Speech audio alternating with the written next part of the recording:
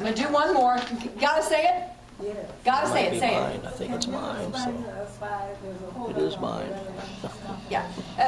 Briefly, she wants to know whether there's a holdup on Loretta Lynch's confirmation. It is unfortunate. This is a woman who's prosecuted more terrorists than any other prosecutor in the country. She has been a professional prosecutor all her life. Doesn't have a political bone in her body.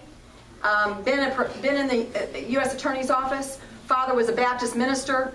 Very bright, very accomplished, and almost to a person, my Republican colleagues think she's qualified.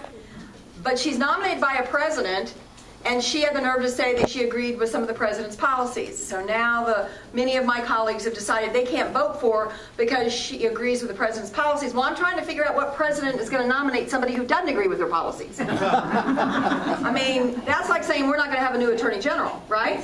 You must. So the irony is they want to get rid of Eric Holder so bad. Well, Eric Holder's going to be there until they confirm someone who agrees with the president's policies, because there's no way the president's going to nominate somebody who doesn't.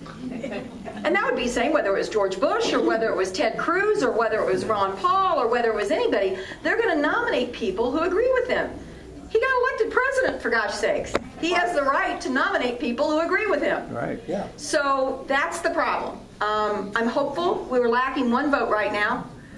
We need one more Republican to vote for her, and she'll be confirmed. But we are lacking one vote. When is the vote going to take place? It should. We're waiting for Mitch McConnell. Let us have the vote take place. It may be when they said it was going to be when we get back, but now we're lacking one vote because Bob Menendez will not be voting because he's been indicted. Where's Senator Blunt on this issue? I believe he's opposed to her nomination. He is. This is the last one. Harvey Warburton, I bet it's you, with your normal shirt on. Yes, because he wants to know when seniors deserve the right to choose their own medicine, including medical cannabis. What steps are you taking to get that right for us? There's a medical marijuana bill that's been introduced. It was introduced just a few weeks ago in the federal, in Congress. And I'll be honest with you, I'm looking at it. I'm torn. Well, can I say something? I'm 71 years old. I've been taking pain meds for 18 years. I got hurt on a construction job, and I'm in a lot of pain. If I don't take them, I wouldn't be here. But they're blowing my liver up. Yeah. Well, listen. They passed the medical marijuana stuff in Jeff City. But not for me, not for pain. Yeah.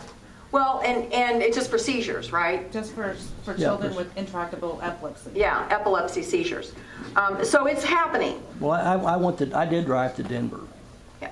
And my wife objected to that, but I drove up there just to see it. I got a little piece of chocolate with 10 milligrams of THC in it, which is and CBD. And you know what? I went pain-free for 12 hours with that little piece of candy. Yeah. Well, I think we're getting there. I'm an old prosecutor, and I know you are. The marijuana that's out there today is a lot stronger than the marijuana that was running around when I was in college in the 70s. You can adjust that, though. That's adjustable. Yeah, but we've got to learn on how we do this and whether we can protect children. They've had a lot of problem in emergency room with kids taking that candy in Colorado. My colleagues from Colorado say this has been a bumpy road for them.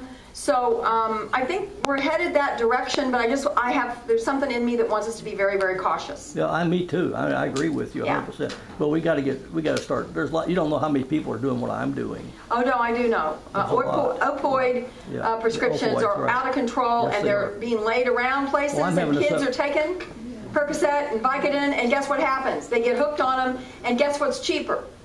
Heroin. Yep. And so then they're going to heroin, and they don't know what they're getting, and we're having more deaths. It's the number 2 cause of deaths of young people in Missouri right now is heroin addiction. That's a sobering thought. So there's points that can be made on both sides. Listen, I'm sorry I was late. I'm sorry I can't go over more because we're late, and I don't want to be late to everything today, and this is one of the first things I'm doing today. So I apologize deeply for that. But it looks like the weather's clearing, so you're going to have a beautiful Easter weekend. And I thank you all for being here very much and for giving me the opportunity.